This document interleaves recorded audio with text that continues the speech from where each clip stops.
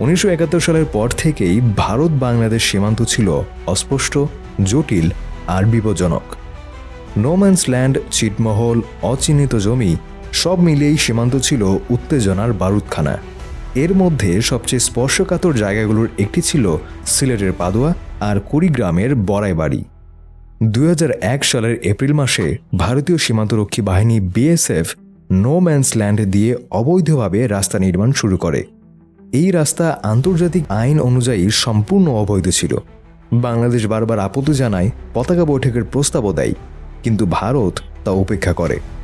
বরং তারা পাদুয়ায় অস্থায়ী বিএসএফ ক্যাম্প স্থাপন করে দখল পাকাপোক্ত করার চেষ্টা করে। এই অবস্থায় 16 এপ্রিল বাংলাদেশ সীমান্তরক্ষী বাহিনী বিডিআর সিলেটের পাদুয়া এলাকায় অবস্থান নেয়। মাত্র কয়েক রাউন্ড গুলিতেই বিএসএফ ক্যাম্প ঘিরে ফেলা হয়। বিএসএফ আত্মসমর্পণ করতে বাধ্য হয়।